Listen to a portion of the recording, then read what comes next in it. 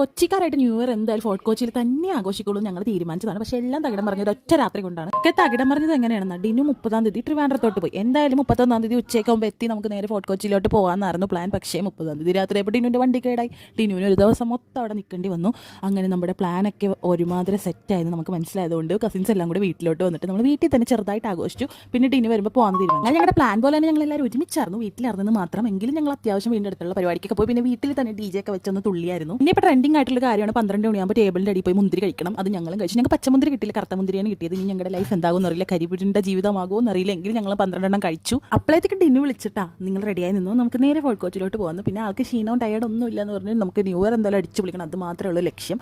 അങ്ങനെ ഞങ്ങൾ റെഡിയായി ഒരു 12:30 ആയപ്പോൾ വീട്ടിൽ നിന്ന് ഇറങ്ങി. എല്ലാ തവണ ഇങ്ങനെയാണ് കേട്ടോ, ന്യൂ ഇയറിൻ്റെ അന്ന് രാത്രി ഞങ്ങൾ എവിടെയെങ്കിലും പോകാറുണ്ട്. പക്ഷേ ഇത്തവണ കുറച്ച് ലേറ്റ് ആയിട്ടാണ് ഇറങ്ങിയത്. എന്തായാലും ഫോർട്ട് കൊച്ചിയിലോട്ട് പോയിട്ട് കാര്യമില്ലെന്ന് അറിയാം. എന്നാലും ഞങ്ങൾ വെറുതെ ഫോർട്ട് കൊച്ചി ഇറങ്ങിയിട്ട് പിന്നെ ഞങ്ങൾ എറണാകുളത്തോട്ട് പോകാമെന്ന് വെച്ചു. ഫോർട്ട് കൊച്ചി പോയപ്പോൾ പപ്പാനെ കത്തിച്ച ചാരം പോലും അവിടെ ഉണ്ടായില്ല, എല്ലാം അത്യാവശ്യം കഴിഞ്ഞിട്ടുണ്ടായിരുന്നു. ഞങ്ങൾ എത്തിയപ്പോൾ എന്തായാലും 1:15 കേട്ടിട്ടുണ്ടായിരുന്നു. പിന്നെ ഞങ്ങൾ തിരിച്ച് നേരെ എറണാകുളത്തോട്ട് പോരാൻ പോകണമെന്ന് പറഞ്ഞല്ലോ. വീട്ടിൽ നിന്ന് ഇഷ്ടാനം വെട്ടി വിഴുങ്ങിയിട്ടാണ് വന്നെങ്കിൽ പോണ വഴിക്ക് മന്തിക്കട കണ്ടപ്പോൾ മന്തി കഴിക്കാൻ തോന്നി. അങ്ങനെ ഞങ്ങളൊരു ഷവായി മന്തിയൊക്കെ 2-2:30 ആയപ്പോൾ ഇരുന്ന് കഴിച്ചിട്ടാണ് പിന്നെ ഞങ്ങളുടെ കറക്കം റീസ്റ്റാർട്ട് ചെയ്തത്.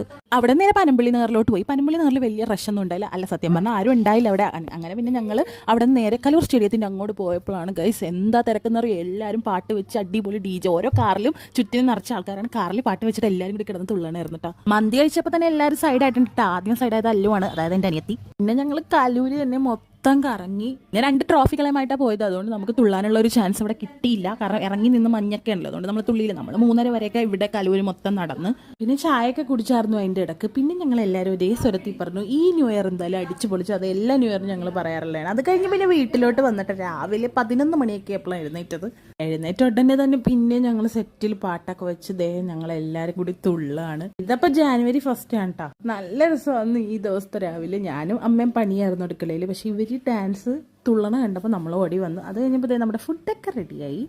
അങ്ങനെ ഞങ്ങൾ ഞങ്ങളുടെ ന്യൂ ഇയർ അടിച്ചു പൊളിച്ച് ആഘോഷിച്ചു. അപ്പം അത്രേ ഉള്ളൂ ഗൈസ്, ബൈ.